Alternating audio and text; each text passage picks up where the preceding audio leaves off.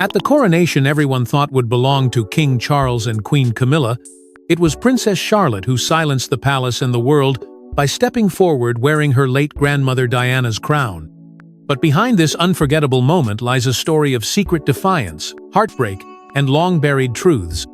The moment itself unfolded like a dream or a nightmare, depending on whom you asked. The grand cathedral fell into an eerie hush as Charlotte, just a young girl, emerged from the shadows at the end of the aisle.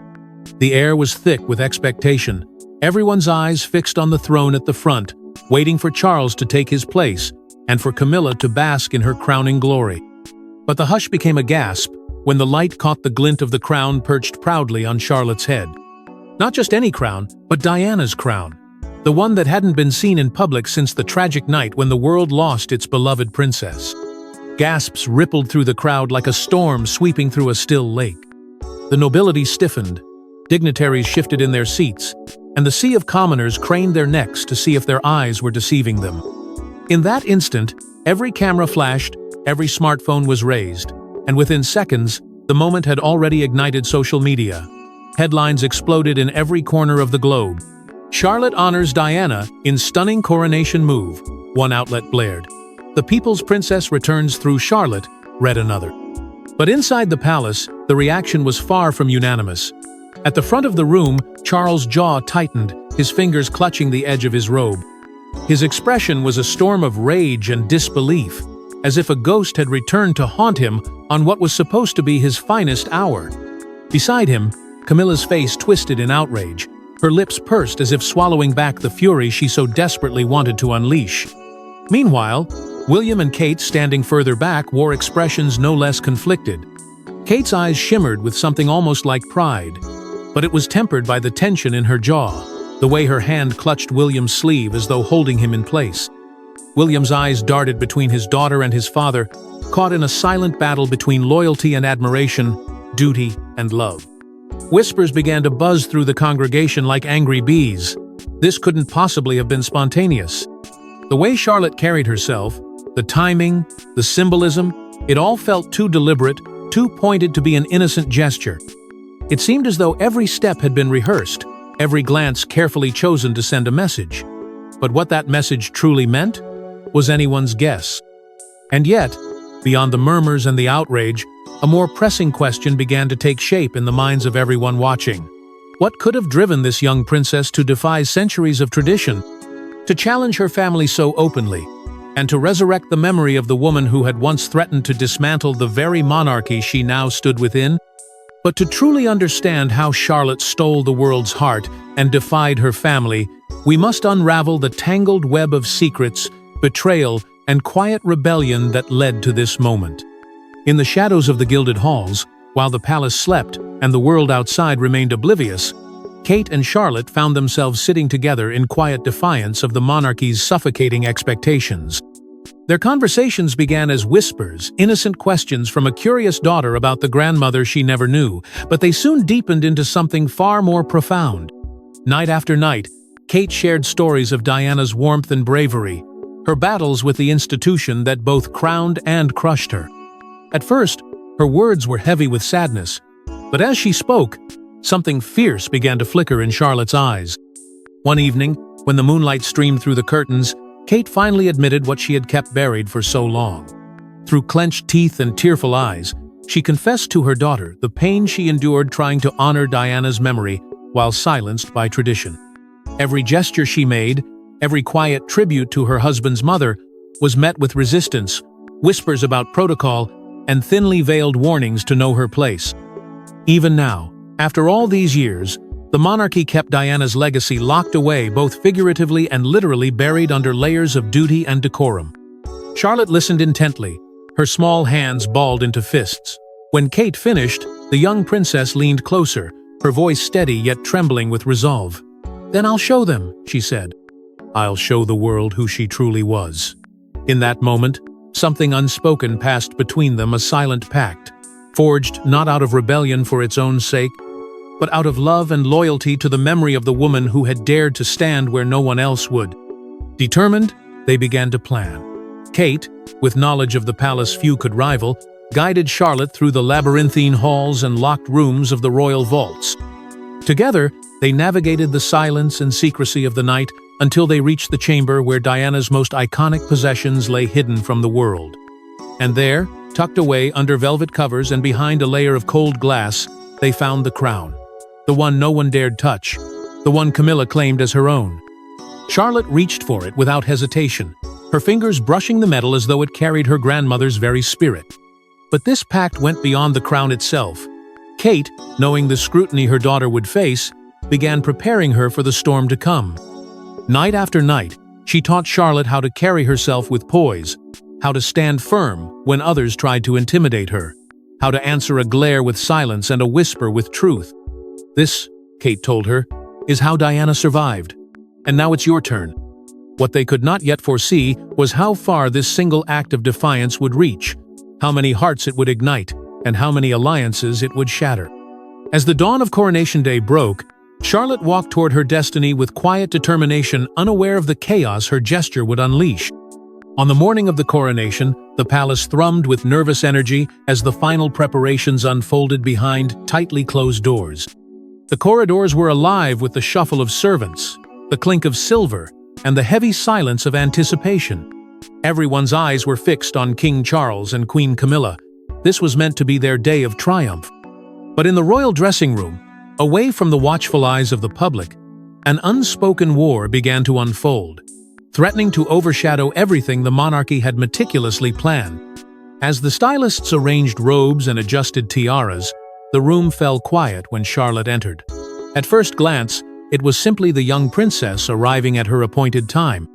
But then gasps rippled through the room as she lifted her chin, revealing Diana's crown resting firmly on her head. The shock was immediate, slicing through the morning's careful order like a blade. For a few moments, no one moved. The stylists exchanged terrified glances, unsure if they should intervene or bow, their hands frozen mid-task. And then came the storm. Camilla, already flushed from the frenzy of preparation, turned sharply at the sight of Charlotte and stormed across the room, her voice rising in fury. Demanding the crown be removed at once, she railed that such a gesture was nothing short of insubordination, a disrespect to her authority and to the crown she believed was hers by right. The weight of her rage filled the room, her words bouncing off the walls as everyone held their breath. Yet Charlotte did not flinch. Her calm defiance was so startling that even William faltered, his own words caught in his throat as he witnessed his daughter standing her ground. She simply stood there, quiet but unyielding, her hands at her sides, her gaze fixed squarely on Camilla's. And when the queen lunged forward as though to snatch the crown herself, Kate stepped between them, shielding her daughter with a quiet but resolute presence. The tension cracked, but neither side broke. Then came the words no one expected. In a voice barely above a whisper, Charlotte cut through the chaos. "This belongs to her," she said, her eyes unwavering as they met Camilla's. "Not you." The silence that followed was deafening. Camilla, visibly rattled, took a step back. The air shifted, and for the first time all morning, she seemed at a loss for words. The courtiers who moments ago looked panicked now began to whisper among themselves, their eyes darting between Charlotte and Camilla, already speculating about what this open challenge might mean for the queen's position in the future. With her composure crumbling, Camilla turned and retreated, leaving behind only a faint echo of her indignation. The whispers followed her down the hall, growing louder with every step she took away from the room. And so, with her head held high and the weight of history upon her, Charlotte emerged to face the world, sparking a spectacle no one could have imagined. When Charlotte stepped into the aisle, the weight of centuries seemed to press down on her, yet she moved with a grace that stunned even the most seasoned courtiers. The shimmering crown on her head was more than a jewel. It was a declaration, a silent thunderclap that transformed her from a young princess into a symbol of defiance, love, and controversy. For a long, breathless moment, the grand abbey was gripped by an eerie silence. Eyes widened, mouths parted, and all movement seemed to cease as if the world itself had stopped to witness what she had done. Then came the first wave of murmurs, soft at first but quickly escalating into audible gasps. Guests leaned toward each other, hands fluttering to pearls and lapels as they whispered what no one dared say too loudly: she was wearing Diana's crown. And as their whispers rose, the air inside the abbey grew electric. charged with a sense that something historic was unfolding before their very eyes. From the far corners of the aisle, foreign dignitaries exchanged guarded glances, their expressions tight with both intrigue and unease. They had traveled across oceans to honor the new king and queen, but now their attention was pulled irresistibly toward this young girl who had so boldly rewritten the script. Every breath hung heavy with the realization that this moment would not simply pass, it would be remembered, dissected, and immortalized. At the edge of the aisle, William and Kate caught each other's gaze, their hands instinctively finding each other's as if bracing for impact. There was pride in their eyes, raw and unguarded, but it was laced with a nervousness they could not fully hide. They both knew they had crossed a line, one from which there could be no return. And yet neither looked away. Camilla's reaction, however, was anything but subtle. Her eyes blazed with fury, her lips pressed into a thin, colorless line as she stood rigidly, watching her hard-earned spotlight evaporate before her.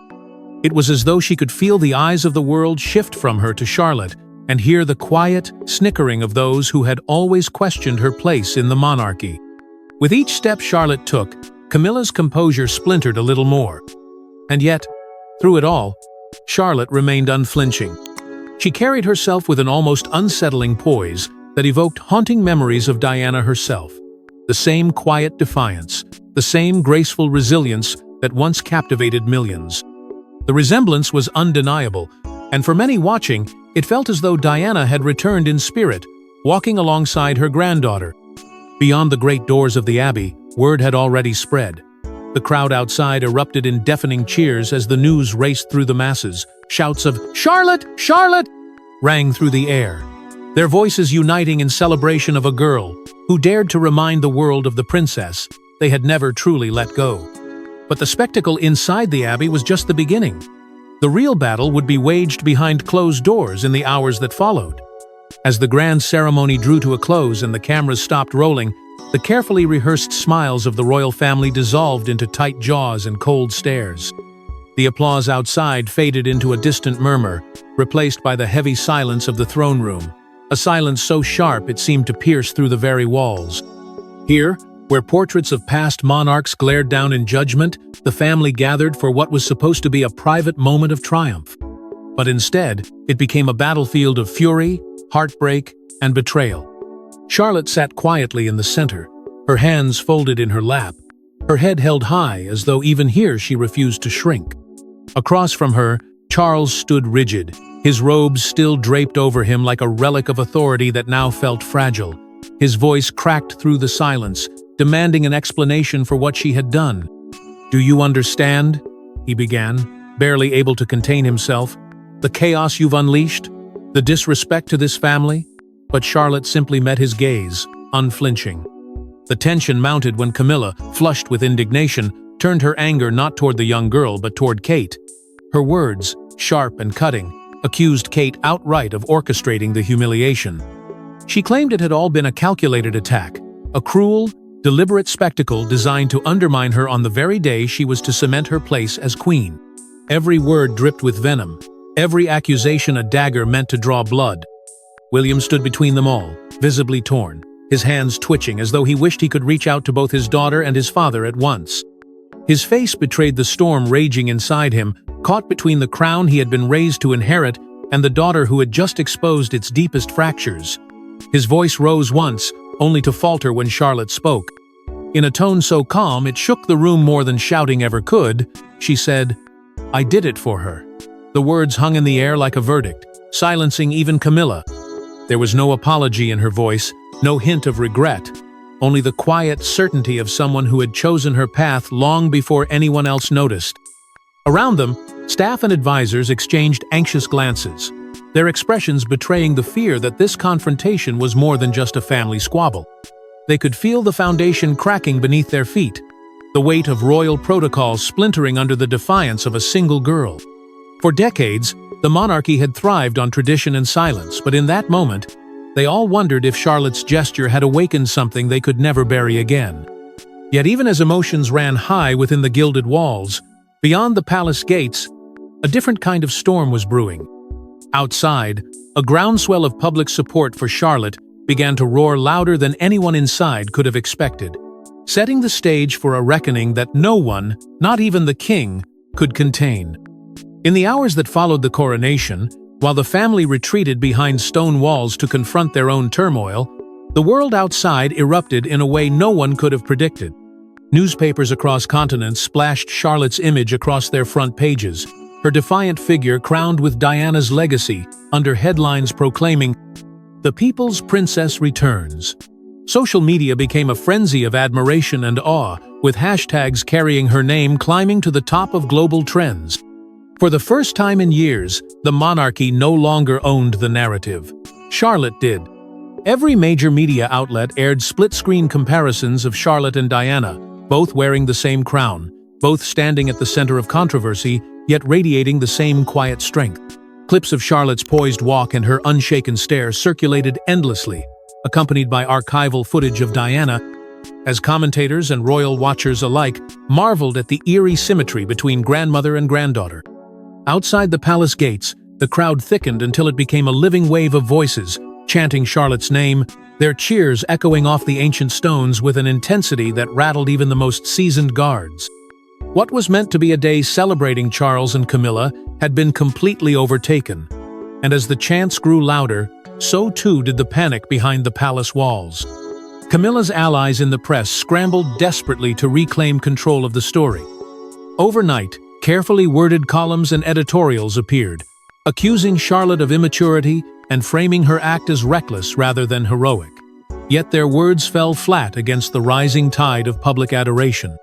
For every article painting her as a troublemaker, there were 100 more heralding her as the future of the monarchy, fresh, fearless, and unafraid to honor the truth. Then, without warning, Charlotte herself shattered the silence with a single post on Instagram. A black and white photograph of her wearing the crown, her head bowed, with the caption written simply, "For her." In minutes, it broke records, surpassing millions of likes and comments faster than any royal post before it. It was both a tribute and a challenge. A line drawn in full view of the world. Kate, ever deliberate, followed suit with a cryptic post of her own, a quiet echo of support for her daughter. "When truth outshines tradition," she wrote, beneath a photo of the crown resting on red velvet. To those who understood, it was clear where her allegiance lay, and it only deepened the divide between her and Camilla. Inside the palace, the mood darkened as the realization settled in that the people had chosen Charlotte over the king and queen. The air was heavy with unease, the walls buzzing with frantic meetings, as advisors argued over how to repair the damage before it became irreversible. Yet no one could deny it anymore. Charlotte had awakened something that even the crown could not contain. But as the cheers outside grew louder, so too did the whispers inside. Dark questions began to circulate, quiet doubts about how Charlotte came to possess that crown and what secrets she might have uncovered to claim it so boldly. In a shocking twist that no one inside or outside the palace could have anticipated, the crown Charlotte wore that morning concealed more than jewels and gold. It held within it a truth the monarchy had fought desperately to keep hidden. While the public continued to hail her as the people's princess, Charlotte and Kate sat quietly in a secluded corner of the palace. Clutching a faded leather-bound diary they had discovered inside a secret compartment of Diana's crown. The weight of its fragile pages was heavier than either of them could have imagined, and as they read its contents, it became clear that Charlotte's gesture was more than symbolic. It was prophetic. The diary's pages bore the unmistakable handwriting of Diana, and each line peeled back the layers of a woman both adored and betrayed. There were passages detailing her fears for William and Harry, her worry that they would be swallowed whole by the very institution that broke her. But more unsettling were the sections where Diana spoke not only of her sons, but of the little one, an enigmatic phrase repeated several times, paired with cryptic notes about protecting her at all costs. One chilling line read, "When the crown falters, she will rise. Protect the little one." The implications were staggering. Had Diana somehow foreseen that one day her granddaughter would stand where she could not, daring to confront the monarchy in her name? Or was this merely the desperate hope of a mother who knew her own battles might inspire others to finish what she started? Kate and Charlotte sat in silence, poring over every word long into the night before the coronation. They could feel the enormity of what they held. A confession, a warning, and perhaps even a blueprint for rebellion, all bound in those fragile pages. It was this discovery, more than anything, that steeled Charlotte's resolve to walk into the coronation wearing Diana's crown. But secrets like these do not stay buried for long. Mere hours after the ceremony, excerpts from the diary began leaking into the press, first as whispers on royal blogs, and then as full-blown headlines that screamed across the world. Diana's hidden diary found royal cover-up exposed. The revelations ignited a global firestorm. Outrage flared as passages describing Diana's loneliness and betrayal resurfaced, juxtaposed with her haunting words about the little one destined to carry her fight forward. Inside the palace, panic consumed the family. Advisors scrambled to discredit the diary's authenticity, but their protests fell flat as journalists unearthed handwriting experts and former staffers who vouched for its legitimacy. The monarchy reeled under the weight of the revelations, forced to relive the wounds it had never truly healed from. And with every broadcast and every headline, questions about Diana's treatment and the royal family's complicity grew louder, more insistent, more damning. As the palace scrambled to contain the fallout, one truth became impossible to deny. Charlotte had not only honored her grandmother's memory, she had shattered the silence surrounding it. And in doing so, she ignited a reckoning that was long overdue, leaving the monarchy teetering on the edge of a storm no crown could weather.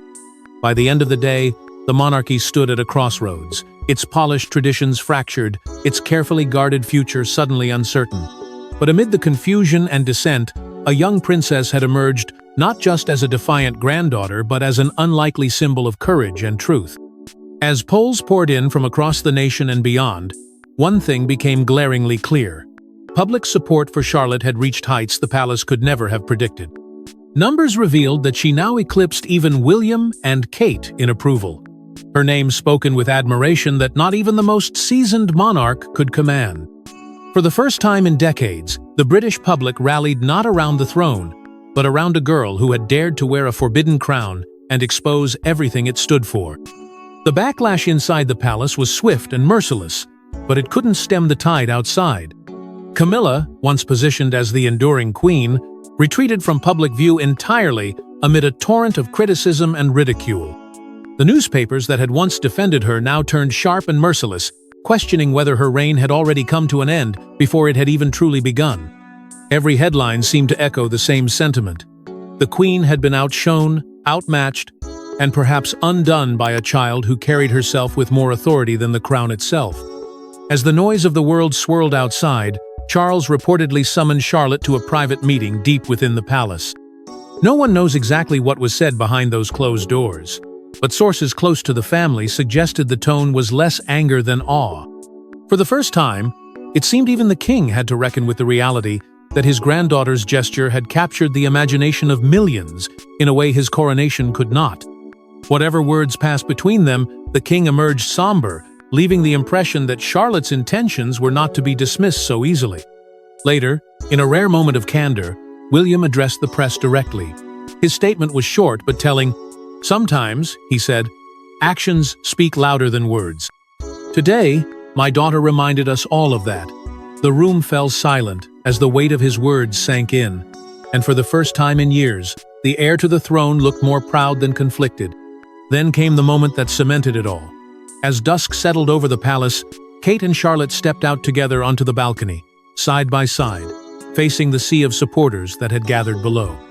They raised their hands in unison to waves of deafening cheers, the sound of the crowd echoing up to meet them in a triumphant roar.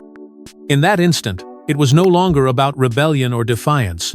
It was about a shared truth that could no longer be silenced. And yet, even as the crowd chanted her name, whispers began to weave through the air, quiet yet insistent, suggesting that perhaps this girl, who had once been just a princess, was destined to reshape the monarchy itself, that perhaps one day the crown she had dared to claim might truly become hers.